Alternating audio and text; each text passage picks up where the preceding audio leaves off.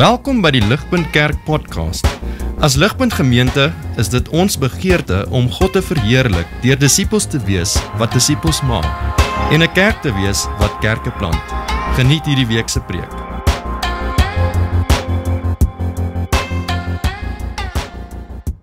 Ek wil open vanoggend met 'n redelike bekende moderne neiging genoem celebrity culture. Celebrity culture. So kyk, die mensdom was nog altyd geneig om leiers, invloedrykes, helde, wie ook al 'n naam van die dag is, wat ook al, ons was nog altyd as mense geneig om daai mense te verhef. Maar met die opkoms van tegnologie, die invloed van social media, het die verheffing van mense amper 'n verslawing geraak. Verseker enorm. As 'n mens celebrity culture gaan definieer, lees dit as volg. Dis nie 'n slide nie, dis maar net 'n kort aanhaling. Dit sê celebrity culture is the high volume spreading of celebrities' personal lives. The culture is created when it is common knowledge within a society that people are interested in celebrities, so much so that they are willing to alter their own lives to take part in the lives of celebrities. Hierdie laaste sin het my so 'n bietjie gevang. Alter their own lives to take part in the lives of celebrities. This celebrity culture.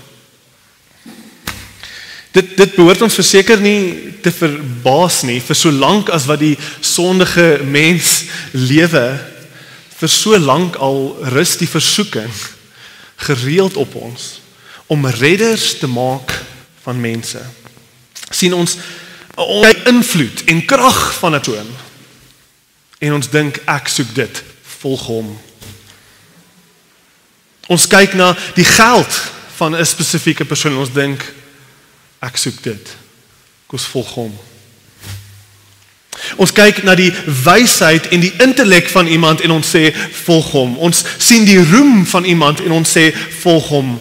Ons sien dalk selfs die geluk, die vreugde en vrede van iemand op Facebook. En ons dink, ek wens, wat doen hy? Ek volg daai persoon. En so op elke vlak gegewe wat jou behoefte is, voel ons die versoeking, ons harte smag om iemand anders te verhef. Om hulle of haar die hoop of hom die hoop en die antwoord te maak na dit waarna ons harte smag. Die groot vraag dan is, hoe beïnvloed daai versoeking, daai sonde, daai kultuur, hoe beïnvloed dit die kerk? Hoe speel dit af hier in Ligpunt?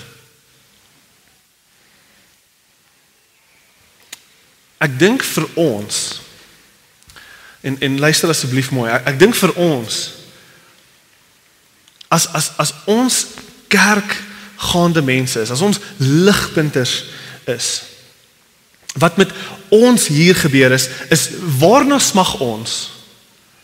Wat soek ons met ons hele hart? Ons soek 'n goeie, gesonde en kragtige geestelike lewe. Dan, in ons smagting daarna, word die versoeking, soos wat ons gaan sien in 1 Korintiërs 3, soos wat ons nie daai goeie, gesonde, kragtige geestelike lewe het nie, om te kyk na ons leiers vir die antwoord en die hoop vir daai lewe. Word die versoeking nie dan om ons leiers so te verhef dat hulle die druk, die verantwoordelikheid moet dra vir ons geestelike gesondheid en groei nie. Die versoeking is ons volg hulle in ons smagting en nie vir Jesus nie. Hierdie is so belangrik, want soos ons gaan sien, om ons leiers dan so te verhef, gaan Paulus vir ons wys, dis die begin van skeiding in 'n kerk. Daai is die begin van skeiding in 'n kerk. Ons sien natuurlik iets hiervan in die Korintiërs. Ons sien hulle is 'n geskeide kerk met faksies. Ons sien 'n gemeente wat hulle self heg aan leiers. Ons sien dat leiers die hoop geword het van hierdie gemeente se geestelike groei. En die skeiding is dan die uiterste daarvan. Die skeiding is die uiterste nagevolg van wat gebeur wanneer ons juist toelaat dat celebrity culture hier 'n voet vind. So kom ons kyk in bietjie meer detail na hoe Paulus hierdie punt maak in 1 Korintiërs hoofstuk 3 vers 1 tot 9. Ons gaan net kyk na 2 punte vanoggend. Nommer 1, praat Paulus eers met die mense van die kerk. Met die mense van die kerk. En dan gaan hy praat oor die leiers van die kerk. So eerste verse 1 tot 4 is die mense van die kerk en verse 5 tot 9 is die tweede punt, die leiers van die kerk. Kom ons spring sommer nou reguit hier in die teks en volg asseblief saam met my. Dis nie my woord nie, hierdie is God se woord. So ek wil graag hê julle moet sien wat die Here vir ons vanoggend wil sê. Paulus praat eers met die mense van die kerk. Wat se rol speel hulle in hierdie skeiding? Vers 1 en 2 daar in ons teks. Brothers, but I could not address you as spiritual people, but as people of the flesh, infants in Christ. I fed you with milk, not solid food, for you were not ready for it. And even now, you are not ready for it, for you're still in the flesh. Hierdie is harde woorde. Paulus is nie sag op hulle nie. Let wel op, Paulus praat in die verlede tyd. Eerste, hy sê, toe ek by julle was in die verlede, kon ek nie met julle praat as geestelike mense nie. Ek het julle gevoer, past tense. So hy praat met die kerk wat hy geplant het, daai tyd, so hy met hulle was in die heel begin. Hy kon toe nie met hulle praat as volwassenes nie, hulle was nog kinders in die geloof. Gelowiges dalk maar verseker nog baie wêreld in hulle is die punt wat hy probeer maak. As julle weet van ons kinderbediening, sou Paulus vir ons gesê het, julle is ligpuntjies, nie ligpunters nie. Okay. Maar hier kom die regte woord. Hy sê in die laaste deel van vers 2, even now, verlede tyd, dis wie julle was, but even now, you are not ready. You are not ready for spiritual food. You are still in the flesh. Julle is nog steeds kinders. So ek kan dalk hoor ek was 'n kind. Maar om te hoor ek's nou 'n kind, dis heeltemal anders. Hierdie was nie vir hierdie kerk 'n maklike pil om te sluk nie. Ons moet onthou die kerk van Korintiërs, hulle het nie veel fout gesien met enigiets wat hulle doen nie. Hierdie was 'n redelike trotse kerk. Inteendeel, in plaas van fout sien in hulle, het hulle gedink ons het hierdie. Ons het al hierdie geestelike gawes wat ander kerke nie het nie. Ons het al hierdie leiers, ons het al hierdie kennis, ons het al hierdie wysheid. Ons is 'n geseënde kerk. Dit was hulle verstaan van hulle self. So ek kan voel, soos wat Paulus hierdie woorde lees, hoe dit sny. Ek kan voel hoe dit hulle nederig. My vraag is, hoe kan Paulus hierdie sê, as julle weet, bietjie van die konteks, net laas week, in die laaste vers van hoofstuk 2, het Paulus gesê, but we have the mind of Christ, hoofstuk 2 vers 16. Paulus sê, but we have the mind of Christ. En nou, in hoofstuk 3 vers 1, die volgende vers, sê hy, you're infants in Christ. Vraagteken, wat gaan nie aan? Kyk, hierdie is hoekom Paulus hierdie kan sê. Hy sê in vers 3, even now you're not ready, for you're still in the flesh, for while there is still jealousy among you. Hierdie is hoekom ek hierdie van julle kan sê. Daar is jaloesie en risie onder julle. For when one says, I follow Paul, and another says, I follow Apollos, are you not being merely human? Hierdie is hoekom ek hierdie van julle mag sê. Kan julle nie anders beskou as kinders nie, want wat ek sien is kinderagtigheid. Die ander beskrywende woord wat hy juis hier gebruik is merely human, blote mens. Jy's net 'n plain wegse natuurlike mens. Niks spesiaal aan jou nie. Net mens. Dis wie julle is in julle optrede. Meer humans. En as ek weer eens het ons kan terugvervat na celebrity culture toe, wat doen die blote mens? Kom ons herinner onsself aan wat die versoeking is van die mens. Hulle maak redders van mense, dis wat die gewone mens doen. Hulle maak redders van mense. Hulle heg hulle self so aan die mens, want hulle dink hulle kan iets daar kry. Hulle verander die koers van hulle lewens om een of ander gaping te vul, wat net hierdie persoon kan oplos. Dis nie verniet dat in al ons stories daar een of ander vorm van 'n redder op 'n wit perd is nie. Dis wat ons harte wil glo. Hierdie persoon het die antwoord. Selfs ons wat hier sit in die kerk, met Jesus voor ons oë, selfs ons is op soek na redders, want ons dink hy is nie goed genoeg nie. Dis natuurlik vir ons in kerk net baie meer subtiel, om te sê, I follow Paul and I follow Apollos. Vir ons is dit subtiel, want die gevaar is juis, ons eie leiers praat met ons oor Jesus. So dit voel nie asof ons hulle volg, dit voel asof ons vir Jesus volg. Maar kyk gou hoe maklik is dit om 'n leier in 'n kerk 'n redder te maak. Ons weet hoe gaan dit, verbeel jou net gou saam met my. Ons sit en ons sit hier elke Sondag na Sondag en ons sukkel in ons geestelike lewe. Dit gaan nie goed nie. God is ver. Ons voel ons verloor die stryd teen sonde in ons lewens. Ons voel ons is al hoe slegter mans en vrouens vir ons kinders en ons eggenote. Ons voel soos mislukkings. Ons voel ons is fake en skynheilig en ons sit maar net, ons maak onsself net mooi, ons moet nou maar net die kerkding doen. Maar dan, hier's wat gebeur. Een van die leiers kom, een van die ouderlinge kom. Preek 'n riller van 'n boodskap. 'n Boodskap wat jou diep aanraak. 'n Boodskap wat jou op die diepste vlak tref. En dan ervaar jy weer vir God soos nog nooit. Jy voel weer herlewing in jou geestelike lewe. Jy voel weer, jy's reg, die laste val van jou skouers af. Jy ervaar vir God in daai boodskap. Maar dan kom iemand anders. Hy preek ook. Maar dit doen niks aan jou nie. Inteendeel voel dit vir jou asof hy geen effek het vir jou nie.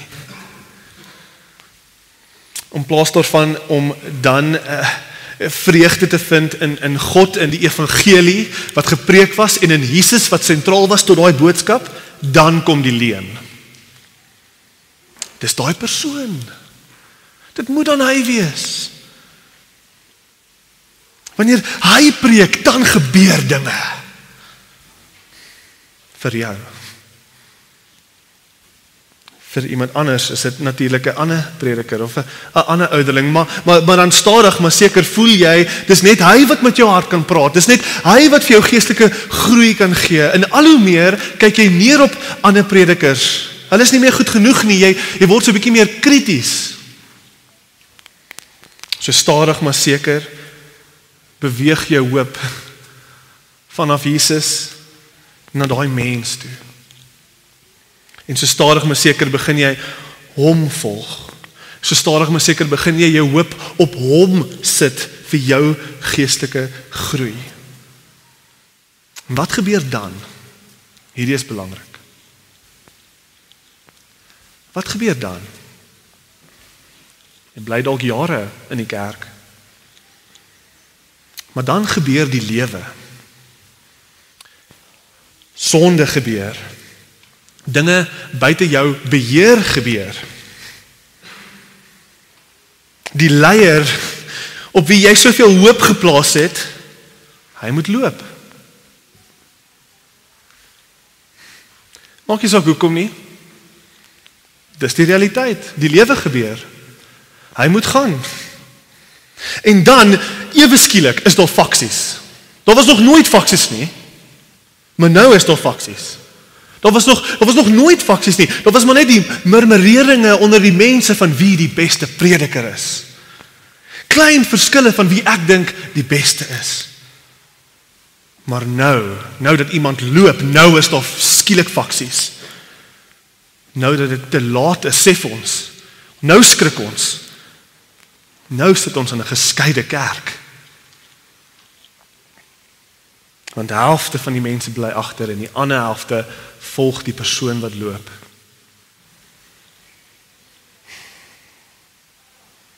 Paulus het nog baie om oor hierdie te sê, veral in die tweede punt. Maar hoor wat sê hy vir ons as kerk, vers 4. Are you being merely human? Blote mens, net dit. Ligpunt, in my opinie, is hierdie die hardste, ek wil amper sê beledigendste ding wat jy vir 'n Christen kan sê. Jy's net blote mens. Want 'n Christen is alles behalwe net 'n blote mens. 'n Christen is oneindig meer as net 'n mens.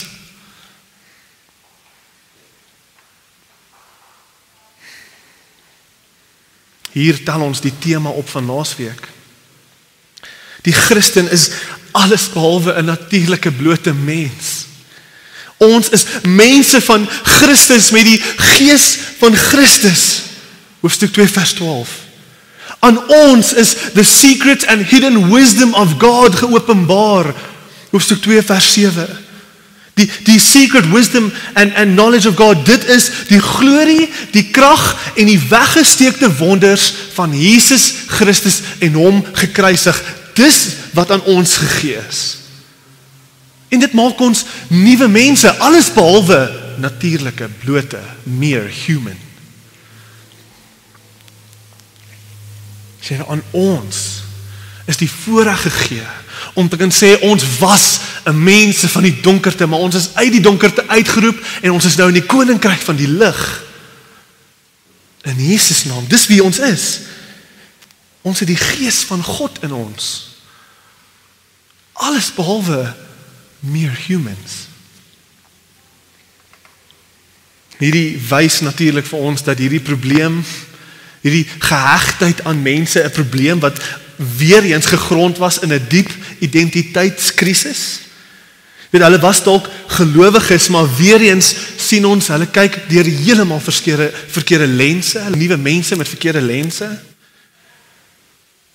Hulle kyk so bietjie deur die wêreldsoë, deur die celebrity culture na die mense wat hulle shepherd. Ons vergeet dan ook wie ons is, soos wat ons onsself heg aan spesifieke leiers. Ons vergeet wie ons is en meer belangrik, ons vergeet wie sin ons is. Ons is Jesus. Ons vergeet dat ons hoop net in een persoon mag gevind word en kan gevind word. Jesus. Hy is ons enigste hoop. Hy alleen kan daai gaping in jou hart volmaak. Hy alleen is die een wat deur jou geestelike mislukking breek en herlewing bring in jou lewe. Hy alleen. Hy is die skaapwagter bo alle skaapwagters. En soos ons later gaan sien in 1 Korintiërs, hy is die hoof van die kerk, Jesus. Maar daar is meer om hieroor te sê. Kom ons kyk gou na die tweede punt. Dit is Paulus se woord aan die mense van die kerk.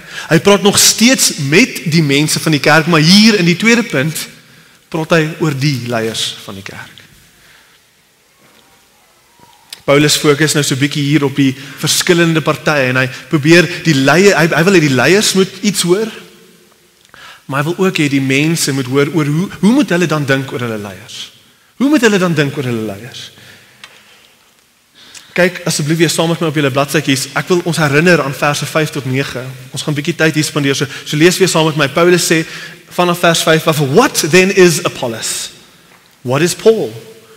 Servants through whom you believed as the Lord assigned to each. I planted, Apollos watered, but God gave the growth. So neither is he who plants nor he who waters anything, but only God who gives the growth. He who plants and he who waters are one, and each will receive his wages according to his labor, for we are God's fellow workers. You are God's field, you are God's building. Die eerste deel van om met nuwe lense te kyk na ons leiers in volwassenheid, nie soos kinders nie, is om ons leiers te sien in hulle regte plek. Kyk wat vra Paulus in vers 5. Hy vra Korintiërs, ligpunters, julle wat so geheg is aan julle leiers, hy vra, what then is Apollos? Wat is hulle nou regtig? Is hulle nie maar net dienaars nie? Arbeiders op die plaas nie? Met God as die eienaar? Wat is hulle nou regtig as maar net mense wat God gegewe hulle take gekry, hulle weet wat hulle rol is? Hy gaan selfs verder in vers 7 en hy sê in hierdie groot werk van God in die verspreiding van die koninkryk van God is nie eers die een wat plant of water enigiets nie, hulle is niks nie. Want net God bring die groei. Sien julle, dis wat ons doen. Dis wat ons doen wanneer ons die hoop van geestelike groei heg aan 'n mens. Hierdie is wat ons doen. Ons gee aan mens wat net aan God gegee moet word. Die eer van groei. Die eer van groei. Vroeger in hoofstuk 1 vers 12 tot 13 waar Paulus ook gepraat van hierdie volg Apollos sê hierso, was Paulus vir julle gekruisig in hoofstuk 1 vers 12? Was Paulus vir julle gekruisig? Was Paulus, het hy vir julle uit die dood uit opgestaan en opgevaar en hy sit nou aan die regterhand van God? Klink soos so 'n belaglike vraag, maar dis dieselfde punt. Ons maak ons mense, ons leiers, ons maak ons redders. Natuurlik glo ons nie, dis waar nie, maar in praktyk, hoe lewe ons? Ons lewe asof hulle vir ons gekruisig was. Asof ons redding en ons groei so staat maak op hulle. Asof die hoop van die kerk op hulle skouers is. Asof die hoop vir my geestelike groei afhang van hom of van hom. Het hulle kruis toe gegaan vir jou? Nee, net Jesus het. En wanneer ons daai druk op ons leiers sit as mense, vernietig ons hulle. Vernietig ons leiers. Want een van twee gebeur, of hulle glo jou, hulle dink, ja, okay, ek is die redder van hierdie gemeenskap, ek moet nou perform, en dan val hulle in hulle trots, of hulle brand uit onder die druk van wat verwag word. En hulle brand uit onder die druk van die mislukkings wat hulle in hulle self sien. Vanoggend praat God se woord met ons leiers, met ons gesinsleiers, met ons personeel wat natuurlik op 'n groot vlak verantwoordelik is vir baie dinge, maar met ons ouderlinge ook. Praat met ons almal. Praat met al ons leiers. Hier is wat God se woord vir ons sê. Maak nie saak wie jy is nie. Maak nie saak hoe begaafd jy mag wees nie. Maak nie saak wat jy al bereik het in jou lewe nie. Ons as leiers kan nie die redders wees van 'n mens of 'n gemeenskap nie. Ons kan water. Ons kan plant. Ja, en ons moet. Maar groei, dit wil sê lewensverandering. Herlewing. Die redding van mense vanuit die donkerte na die lig. Die oorwinning van sonde. Die beweging van mense se harte sodat hulle nie meer selfsugtige lewens lewe nie, maar uitreik na weduwees en weeshuiskinders en die armes. Groei, daai dinge kan net God bewerkstellig. Die eer van groei behoort aan God alleen. Ons leiers, wat ons doen is, ons dra die verantwoordelikheid vir al daai dinge op onsself. God se woord sê, laat gaan van daai verantwoordelikheid. Dit is God alleen se. En weet julle wat, ons as leiers moet hierdie regtig hoor, want ons weet, ons moet onsself bewaar teen die natuurlike en ongesonde exaltation van onsself, van die mense van die kerk af. Die eerste punt was juis, ons moet dit nie doen nie, maar die realiteit is, dit gaan gebeur. Oor en oor en oor gaan die mense in die gemeente jou op 'n pedestal sit. Hulle gaan jou lekker verhef en hulle gaan jou plaas ver bo wat jy verdien as mens wat sondig is. En ons moet juis beklei. Want die gevaar is dat ons dit wil glo. Ons wil glo, ons is daai persoon op die pedestal. Ons wil dit glo, dis mos lekker om 'n reputasie te hê. Dis mos lekker om te weet, mense volg jou, te kort jou. Dis mos lekker om gesien te word as een of ander vorm van 'n redder. Maar hoor die woord van God vanoggend. Dis waar skeiding begin. Dis waar skeiding begin. Ek het 'n quote hier van Paul David Tripp. Hy het 'n boek geskryf, Lead. Die hele boek gaan oor evangelie gesentreerde leierskap en hoor wat sê hy so. God doesn't call us to ministry leadership because we are able. We aren't. And our people should know that fact. But God calls us because He is able. As leaders, we should not fear our weaknesses because God's grace is sufficient. It is our delusions of strength that we should fear. Ek wil met julle 'n stukkie deel uit 'n preek van Charles Spurgeon. Van julle sal weet wie hy is, julle het moontlik al gehoor van hom, maar hy staan bekend, Charles Spurgeon staan bekend as the 19th century's finest preacher. Hy het deur sy prediking 'n klein herlewing gelei in Engeland. In die laat 1800s het hy 'n kerk gehad wat oor die 5000 kon sit, wat in moderne tyd is soos 'n kerk wat maklik oor die 10,000 kon sit in daai tyd, gegee die hulpbronne en die tyd van die dag. Maar selfs in daai tyd, al kon sy kerk oor die 5000 vat, was die kerk so vol, dat mense gestaan tot buite in die deure om te hoor hoe preek hierdie ou. Charles Spurgeon. Ek het 'n preek gaan kry oor hom, wat hy gepreek het oor hierdie spesifieke teks. Hoor wat sê hy vir sy mense. Dis 'n redelike lang quote, maar volg asseblief saam met my. Hoor wat sê hierdie ou vir sy eie gemeente vanuit hierdie teks uit. Hy sê, if any of you should think that it is an easy thing to win a soul, I would like you to try. Suppose that without divine aid, you should try to save a soul, you might as well attempt to make a world.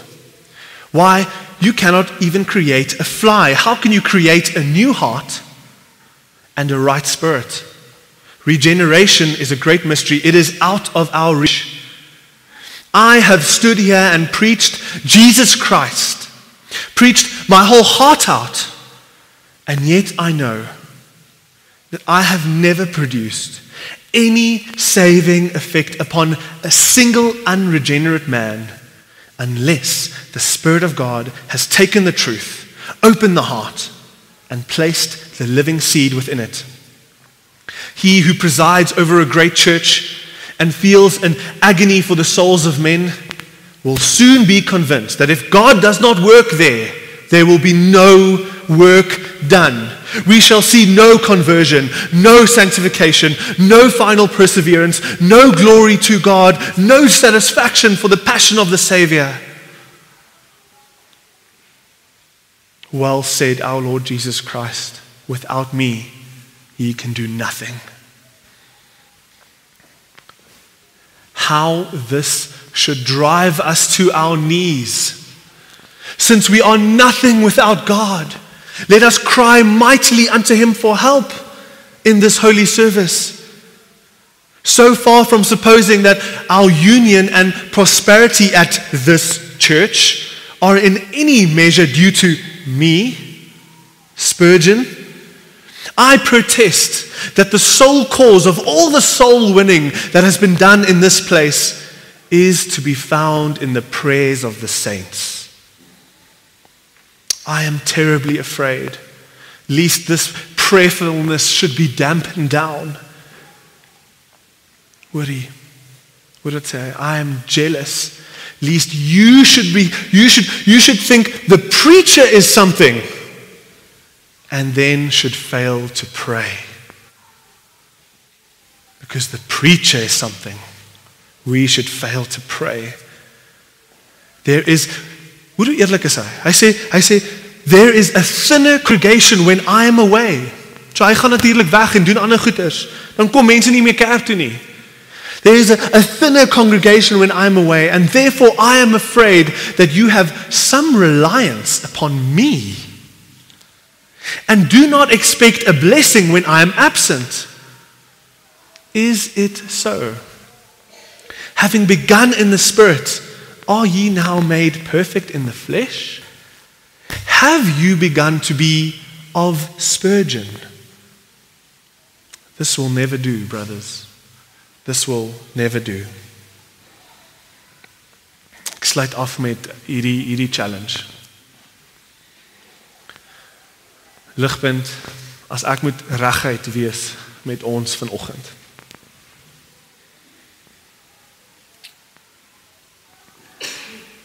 Dan is hierdie die bietjie wat ek weet van ons. Ons was nog altyd 'n geseënde en suksesvolle kerk, nog altyd. En weet julle wat, ons was geseënd met die wonderlikste leiers waarvoor 'n kerk ooit voor kon vra.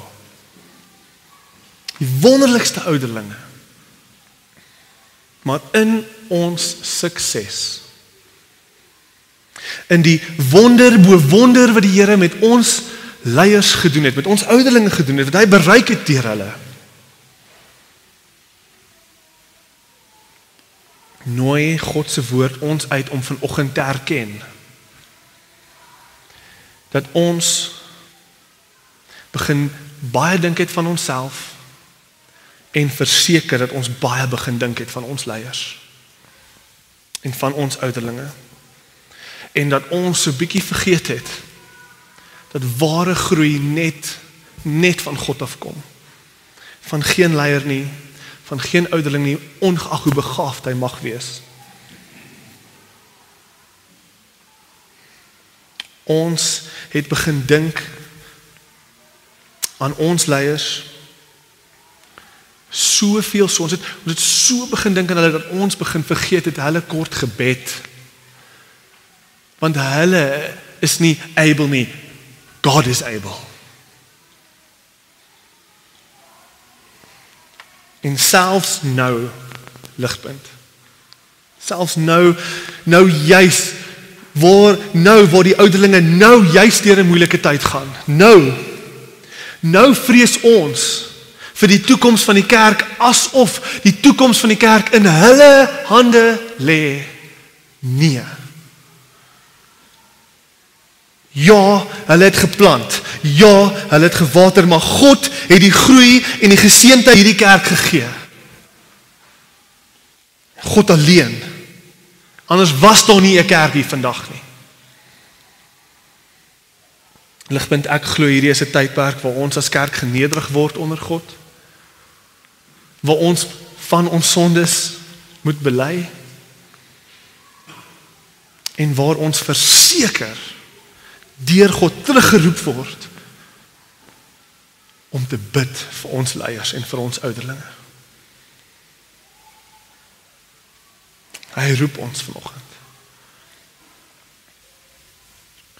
om weer eens ons hoop alleenlik in hom te vind.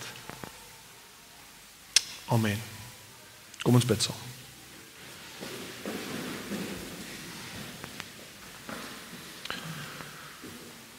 Almagtige God, Heilige Vader, U alleen is waardig. Waardig om die hoop van ons groei te dra. U alleen is waardig. My gebed vir ons as kerk is dat ons onsself sal nederig onder die heilige hand. Dat U vir ons deur die Gees die sondes van ons hart sal wys en dat ons dit sal bely, dat ons sal wegdraai terug na U toe. Dat ons hoop weer eens in U sal vind en weer eens opnuut in die evangelie, wat die bron van krag is vir al ons groei, vir al ons hoop. Ek bid dit in Jesus naam alleen. Vir meer inligting oor Ligpunt Kerk, besoek gerus ons webwerf op www.ligpunt.com of kontak ons gerus by info@ligpunt.com.